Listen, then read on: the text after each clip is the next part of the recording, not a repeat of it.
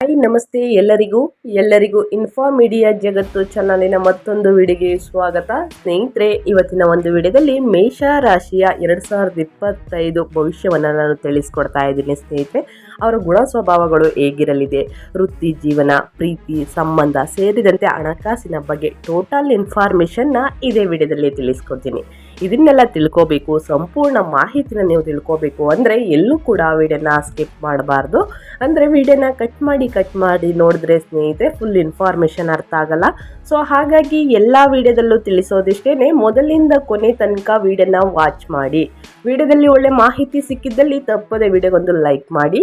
ಇನ್ನೂ ನನ್ನ ಚಾನಲ್ನ ಸಬ್ಸ್ಕ್ರೈಬ್ ಮಾಡ್ಕೊಂಡಿಲ್ಲ ಅಥವಾ ಹೊಸದಾಗಿ ವಿಸಿಟ್ ಮಾಡಿ ಏನಾದರೂ ವಿಡಿಯೋ ನೋಡ್ತಿದ್ರೆ ದಯವಿಟ್ಟು ಸಬ್ಸ್ಕ್ರೈಬ್ ಮಾಡಿಕೊಂಡು ವಿಡಿಯೋ ವಾಚ್ ಮಾಡೋದ್ರಿಂದ ಫುಲ್ ಇನ್ಫಾರ್ಮೇಷನ್ ತಿಳ್ಕೊತೀರಾ. ಇದರ ಜೊತೆಗೆ ಸರಳ ಪರಿಹಾರವನ್ನು ಕೂಡ ತಿಳಿಸ್ಕೊಡ್ತೀನಿ. ಅದನ್ನು ಅನುಸರಿಸಿದ್ದಲ್ಲಿ ನಿಮ್ಮ ಎಲ್ಲ ಕಷ್ಟಗಳು ಮುಕ್ತಿ ಅಂತಲೇ ಹೇಳ್ಬೋದು, ಮುನ್ನೆಚ್ಚರಿಕೆ ವಹಿಸ್ಬೋದು ಅಂತಲೇ ಹೇಳ್ಬೋದು. ಹಾಗಿದ್ರೆ ಯಾರೆಲ್ಲ ಸಬ್ಸ್ಕ್ರೈಬ್ ಮಾಡಿಕೊಂಡು ದಿನನಿತ್ಯ ವಿಡಿಯೋ ವಾಚ್ ಮಾಡ್ತಿದ್ದೀರಾ ಅವ್ರಿಗೆ ಥ್ಯಾಂಕ್ ಯು ಸೋ ಮಚ್ ಅಂತ ಹೇಳ್ತಾ ವಿಡಿಯೋದ ಕಡೆ ಗಮನ ಕೊಟ್ಬಿಡೋಣ. ಸ್ನೇಹಿತರೆ, ಜ್ಯೋತಿಷ್ಯದ ಪ್ರಕಾರ 12 ರಾಶಿ ಚಕ್ರಗಳಿವೆ. ಸ್ನೇಹಿತರೆ, ಪ್ರತಿಯೊಂದು ರಾಶಿಯಲ್ಲೂ ಸಾಕಷ್ಟು ವಿಷಯಗಳು ತನ್ನದೇ ಆದ ವಿಭಿನ್ನತೆ, ವೈಶಿಷ್ಟ್ಯತೆ, ಆಕರ್ಷಣೆ, ಸಕಾರಾತ್ಮಕ ಗುಣಗಳು ಹಾಗೂ ನಕಾರಾತ್ಮಕ ಗುಣಗಳನ್ನು ಹೊಂದಿದೆ. ಈ ರಾಶಿ ಚಕ್ರಗಳು ಕೆಲವು ರಾಶಿಗಳೊಂದಿಗೆ ಉತ್ತಮ ಸಂಬಂಧವನ್ನು ಹೊಂದಿದರೆ ಇನ್ನು ಕೆಲವು ರಾಶಿಗಳೊಂದಿಗೆ ಅಷ್ಟೇನು ಹೊಂದಾಣಿಕೆ ಆಗುವುದಿಲ್ಲ. ಹಾಗೂ ಗುಣ ಸ್ವಭಾವ ವರ್ತನೆಯ ವಿಚಾರಕ್ಕೆ ಬಂದರೆ ಪ್ರತಿಯೊಂದು ರಾಶಿ ಚಕ್ರವು ಒಂದಕ್ಕಿಂತ ಒಂದು ವಿಭಿನ್ನ ಅಂತಲೇ ಹೇಳಬಹುದು. ಈ ಹಿನ್ನೆಲೆ ನಾವು 12 ರಾಶಿ ಚಕ್ರದಲ್ಲಿ ಬರುವ ಪ್ರಪ್ರಥಮ ಮೇಷರಾಶಿಯ ಬಗ್ಗೆ ಸಂಪೂರ್ಣವಾದ ಮಾಹಿತಿಯನ್ನು ತಿಳಿಸ್ಕೊಡ್ತೀನಿ. ಹಾಗಿದ್ರೆ ಮೇಷರಾಶಿಯವರ ಪ್ರಾಥಮಿಕ ವಿಷಯಗಳಿವು ಅಂತಲೇ ಹೇಳ್ಬೋದು. ಅಂದರೆ ಮೇಷರಾಶಿಯ ಅಂಶ ಬೆಂಕಿ, ಆಳುವ ಗ್ರಹ ಮಂಗಳ, ಬಣ್ಣ ಕೆಂಪು ನೀಲಿ ಹಸಿರು, ಗುಣ ಪ್ರಧಾನ, ದಿನ ಮಂಗಳವಾರ. ಇದೆಲ್ಲ ಅದೃಷ್ಟದ ಸಂಖ್ಯೆಗಳು ಅಂತಲೇ ಹೇಳ್ಬೋದು, ಅದೃಷ್ಟದ ಸಂಕೇತಗಳು ಅಂತಂದರೆ ತಪ್ಪಾಗೋದಿಲ್ಲ. ಅತ್ಯುತ್ತಮವಾಗಿ ಹೊಂದಾಣಿಕೆ ಮಾಡಿಕೊಳ್ಳಬಹುದಾದ ರಾಶಿ ಚಕ್ರಗಳು ಸಿಂಹ ಮತ್ತು ತುಲಾ. ಸ್ನೇಹಿತರೆ, ಇನ್ನು ಅದೃಷ್ಟದ ಸಂಖ್ಯೆ ಬಗ್ಗೆ ನೀವು ಕೇಳೋದಾದರೆ 1, 6, 8, 9, 17 ಇದು ಅದೃಷ್ಟದ ಸಂಖ್ಯೆಯಾಗಿರುತ್ತದೆ ಮೇಷರಾಶಿಯವರಿಗೆ. ಮೇಷರಾಶಿಯ ದಿನಾಂಕ ಅಂದರೆ ಮಾರ್ಚ್ 21ರಿಂದ ಏಪ್ರಿಲ್ 30ರವರೆಗೂ ಕೂಡ ಒಳ್ಳೆಯ ದಿನ ಅಂತಲೇ ಹೇಳ್ಬೋದು. ಹಾಗಿದ್ರೆ ಮೇಷರಾಶಿಯ ಗುಣ ಸ್ವಭಾವವನ್ನು ನಾನು ತಿಳಿಸ್ಕೊಡ್ತೀನಿ. ಮೇಷರಾಶಿಯವರು ಸಾಮರ್ಥ್ಯಗಳು: ಧೈರ್ಯಶಾಲಿ, ದೃಢ ನಿಶ್ಚಯ, ಆತ್ಮವಿಶ್ವಾಸ, ಉತ್ಸಾಹ, ಆಶಾವಾದಿ, ಪ್ರಾಮಾಣಿಕ, ಪೂರ್ತಿ, ದೀಕ್ಷೆ, ನಾವೀನ್ಯತೆ ಅಂತಲೇ ಹೇಳ್ಬೋದು. ಮೇಷರಾಶಿಯ ದೌರ್ಬಲ್ಯಗಳು: ಅಸಹನೆ, ಮೂಡಿ, ದಿಢೀರ್ ಕೋಪ, ಹಠಾತ್ ಪ್ರವೃತ್ತಿ, ಆಕ್ರಮಣಕಾರಿ ಅಂತಂದರೆ ತಪ್ಪಾಗೋದಿಲ್ಲ. ಸ್ನೇಹಿತರೆ, ಮೇಷರಾಶಿಯವರಿಗೆ ಇದು ದೌರ್ಬಲ್ಯಗಳು ಅಂತಲೇ ಹೇಳ್ಬೋದು. ಇನ್ನು ಮೇಷರಾಶಿಯವರು ಇಷ್ಟಗಳು: ಆರಾಮದಾಯಕ ಬಟ್ಟೆಗಳು, ನಾಯಕತ್ವದ ಪಾತ್ರಗಳನ್ನು ತೆಗೆದುಕೊಳ್ಳುವುದು, ದೈಹಿಕ ಸವಾಲುಗಳು, ವೈಯಕ್ತಿಕ ಕ್ರೀಡೆಗಳು. ಇನ್ನು ಮೇಷರಾಶಿಯವರು ಇಷ್ಟಪಡದವು ಅಂತಂದರೆ ಅವ್ರಿಗೆ ಇಷ್ಟ ಆಗದಿದ್ದವು: ನಿಷ್ಕ್ರಿಯತೆ, ವಿಳಂಬ, ಒಬ್ಬರ ಪ್ರತಿಮೆಯನ್ನು ಬಳಸದ ಕೆಲಸ ಅಂತಲೇ ಹೇಳ್ಬೋದು.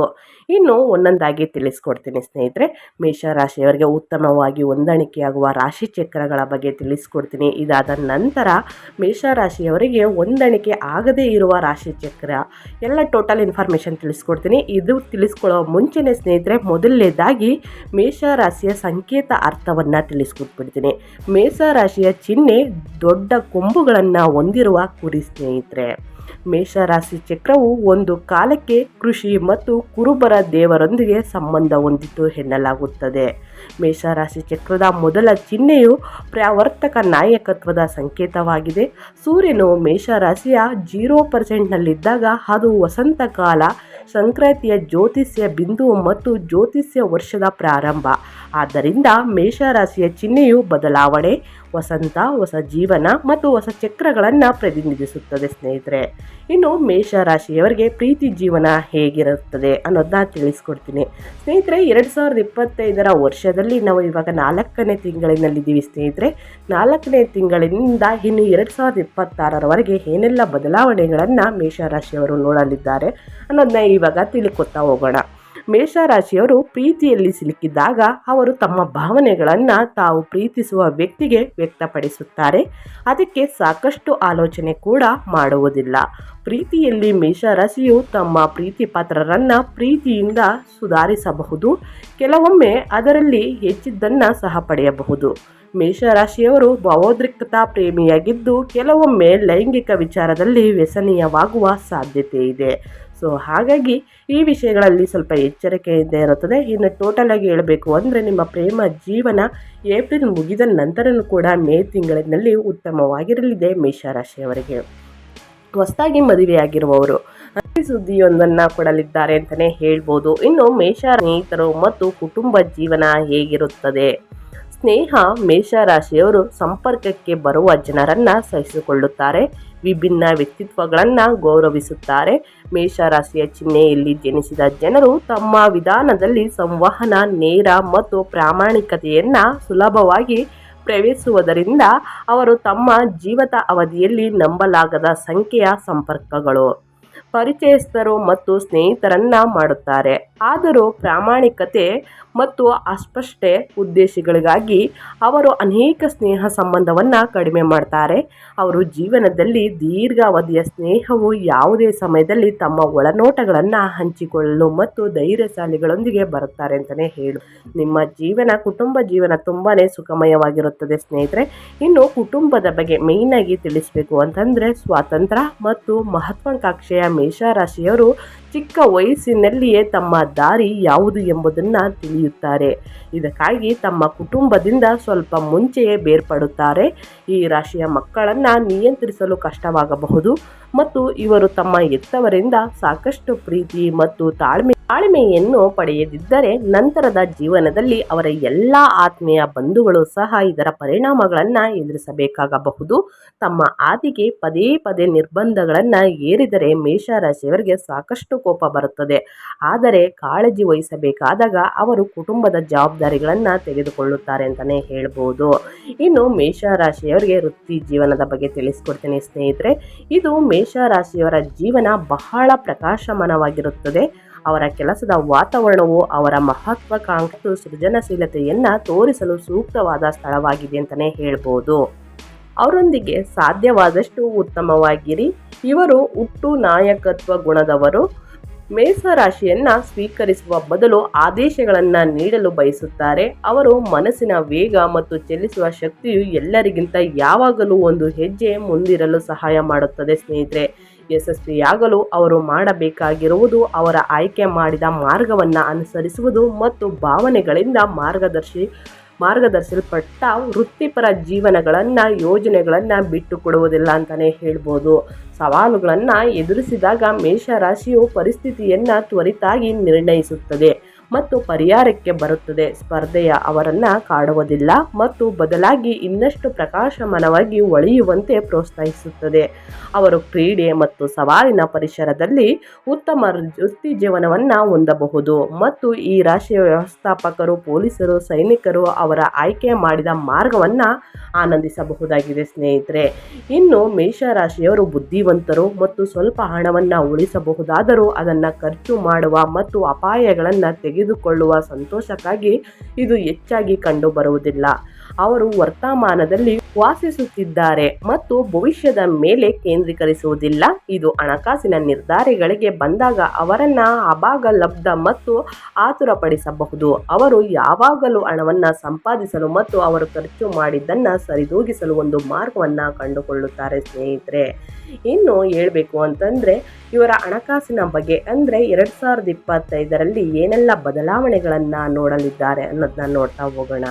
ಮೇಷರಾಶಿಯವರಿಗೆ ಯುಗಾದಿ ಮುಗಿದ ನಂತರ ಸಾಕಷ್ಟು ಬದಲಾವಣೆಗಳನ್ನು ನೋಡ್ತಾ ಇದ್ದಾರೆ ಸ್ನೇಹಿತರೆ. ಅದರಲ್ಲಿ ಉದ್ಯೋಗ, ಆದಾಯ, ಆರೋಗ್ಯ, ಇದರಲ್ಲಿ ಯಾವ ವಿಷಯಗಳಲ್ಲಿ ಎಚ್ಚರಿಕೆಯಿಂದ ಇರಬೇಕು, ಏನೆಲ್ಲ ಅದೃಷ್ಟದ ಫಲಗಳು, ಅದೃಷ್ಟದ ವರಗಳನ್ನು ನೋಡಲಿದ್ದಾರೆ. ಶನಿದೇವರ ಕೃಪೆಯಿಂದ ಮೇಷರಾಶಿಯವರ ದಿನ ಹೇಗಿರಲಿದೆ ಮುಂದಿನ ದಿನಗಳು ಅನ್ನೋದನ್ನ ನೋಡ್ತಾ ಹೋಗೋಣ. ಮೇಷರಾಶಿ ವೃತ್ತಿ ಭವಿಷ್ಯ. ಮೇಷರಾಶಿ ಭವಿಷ್ಯದಲ್ಲಿ ಇಂದು ಟೀಮ್ ಮೀಟಿಂಗ್ನಲ್ಲಿ ನೀವು ಅಭಿಪ್ರಾಯಗಳನ್ನು ವ್ಯಕ್ತಪಡಿಸುವಾಗ ಜಾಗರೂಕರಾಗಿರಿ. ನಿಮ್ಮ ಸಲಹೆಗಳು ನಿಮ್ಮ ವೃತ್ತಿಪರತೆಯನ್ನು ಪ್ರಶ್ನಿಸುವ ಹಿರಿಯರ ಕೋಪವನ್ನು ಕಾರಣವಾಗಬಹುದು. ಇದು ನಿಮ್ಮ ನೈತಿಕ ಸ್ಥೈರ್ಯದ ಮೇಲೆ ಪರಿಣಾಮ ಬೀರಬಹುದು. ಆದರೆ ಬಿಟ್ಟು ಕೊಡಬೇಡಿ ಸ್ನೇಹಿತರೆ. ನಿಮ್ಮ ಕಾರ್ಯಕ್ಷಮತೆಯಿಂದ ಇದಕ್ಕೆ ಉತ್ತರಿಸಿ. ಕೆಲವು ಕಾರ್ಯಗಳು ಹೆಚ್ಚುವರಿ ಗಂಟೆಗಳ ಕಾಲ ಕೆಲಸ ಮಾಡಲು ನಿಮ್ಮನ್ನು ಒತ್ತಾಯಿಸುತ್ತದೆ. ಆದರೆ IT ಹಾಗೂ ಆರೋಗ್ಯ ಉದ್ಯೋಗಿಗಳ ವಿದೇಶಕ್ಕೆ ಸ್ಥಳಾಂತರಗೊಳ್ಳುವ ಅವಕಾಶಗಳನ್ನು ನೋಡ್ತೀರಾ ಅಂತಲೇ ಹೇಳ್ಬೋದು. ಇನ್ನು ಮೇಷರಾಶಿಯವರ ಆರ್ಥಿಕ ಜೀವನ. ಅಂದರೆ ವಿವಿಧ ಮೂಲಗಳಿಂದ ಹಣ ಬರುವುದರಿಂದ ನೀವು ಆರ್ಥಿಕವಾಗಿ ಉತ್ತಮವಾಗಿದ್ದೀರಿ ಸ್ನೇಹಿತರೆ. ನಿಮ್ಮ ಸಂಪತ್ತನ್ನು ಹೆಚ್ಚಿಸುವ ಆಯ್ಕೆಗಳನ್ನು ಪರಿಗಣಿಸಲು ನೀವು ಸಂತೋಷ ಪಡುತ್ತೀರಿ. ಕೆಲವೊಮ್ಮೆ ವೃತ್ತಿಪರರು ಸಂಪತ್ತನ್ನು ಗಳಿಸಲು ಹೊಸ ಅವಕಾಶಗಳನ್ನು ನೋಡುತ್ತಾರೆ.